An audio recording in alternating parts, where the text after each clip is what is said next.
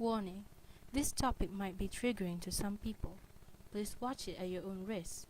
We apologize for the inconveniences.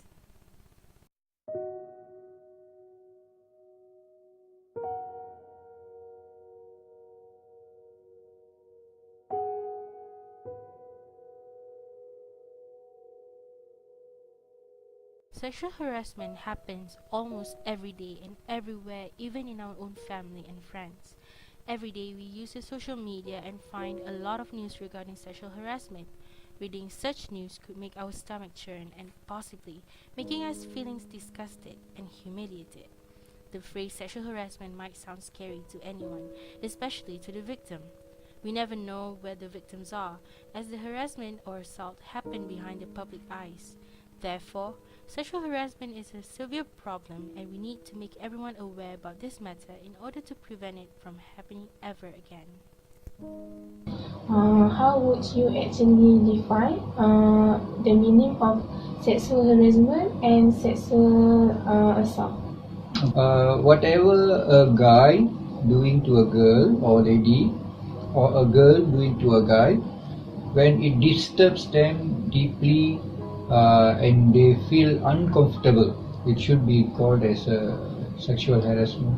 Without her permission. Without permission. Even with their permission of they want to talk, but when they talk about it, they are not talking what they're supposed to talk. They're talking something else, or they're doing something else which they're supposed not to do.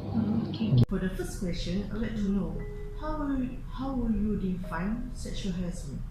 Okay, sexual harassment can be defined as a behavior that characterized by the making of unwelcome and inappropriate sexual remarks or physical advances in a workplace, others professional sites, or also in social situations. Okay. From their explanation, we can agree that sexual harassment is defined as a behavior that disturbs one's personal space deeply and makes the victim uncomfortable by making inappropriate physical or verbal remarks. According to Center and Shop 1997, there are three characteristics of sexual harassment, which are: first, the behavior is unwanted or unwelcome.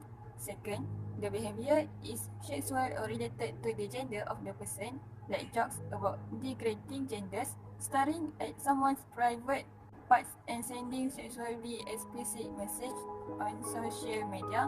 And third, the behavior occurs in context of power. This problem could happen even with permission of the victim, especially when their conversation becomes explicit. For the second question, could you explain briefly about the reasons that victims do not report sexual harassment?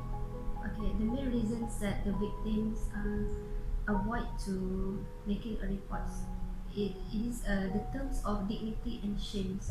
So most of them feels like they can keep the secret by own.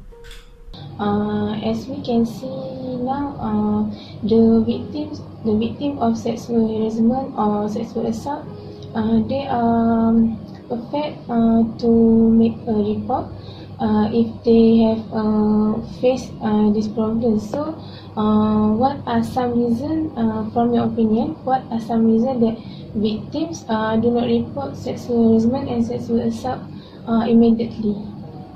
Okay, surely the first reason should be they are shy and they are very scared of the harasser. Okay, if the person who harassed her is a little bit higher level, holding a higher level position, surely she'll be afraid of that.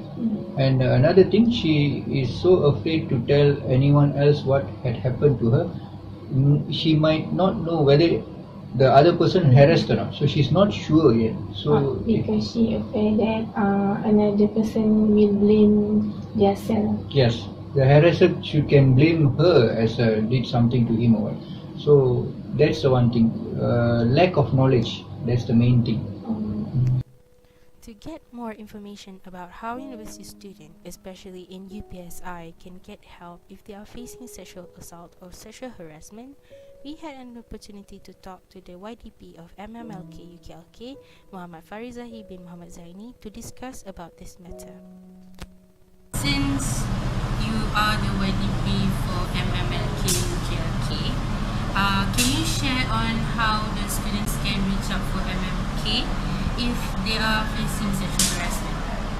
Okay, if they are facing sexual harassment or any type of harassment, they can always reach out to either one of the members of MMLK or even the fellow that's on duty, or if they don't know any of those, they can even reach out to the principal himself. And we're always here to help, and yeah, we're always on the go, and we always want to help anyone. Other than female, male are also prone to sexual harassment. It might sound funny to someone, but still, everyone should know that sexual harassment is not just about male to female problem. Male can get harassed by males, females can be harassed by females, and vice versa.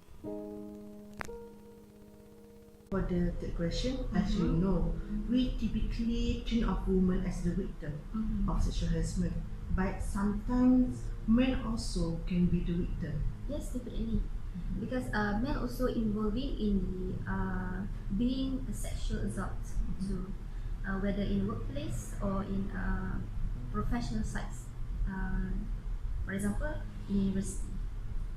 Question is, we typically think a woman is the victim of sexual harassment and sexual violence, but are men sometimes the victim?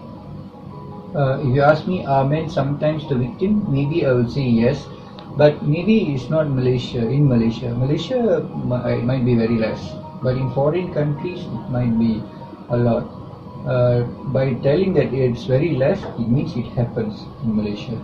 And are there any ways for family members or someone that are close to the victim to help the victim to overcome the trauma from sexual assault? Okay, the family members or the person who close with them, the first they must give a moral support for them, especially about it's referred to affective or feelings, because most of the victims will be facing the traumatic for a long term.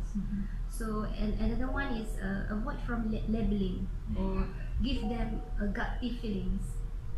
So it can decrease the feelings of traumatics that they are facing off.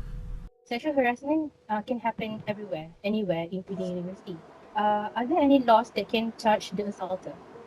As far as I am concerned, when you said sexual harassment in Malaysia, it will only be confined to workplace. Okay, there is recently in 2016 an established law in the case of Muhammad Rizwan Abdul Razak, and in that case, the court have decided that there is a need to actually form a law on sexual harassment in which they define what is harassment and what are the instances of sexual harassment. So as far as university place is concerned, I feel that since the court, even though they have established a law on employment, like workplace, we have a particular act on that, the Employment Act, and then we have an official guideline for sexual harassment, the eradication of sexual harassment in workplace. But in my opinion, I feel that since the court has taken the opportunity to actually establish and introduce the tort of sexual harassment, it is possible in the near future that such law can also be extended to various situations, not only in workplace, because as you said, that sexual harassment is happening everywhere. So it would be absurd to focus the law in Malaysia to only focus in with regards to employment. Yeah.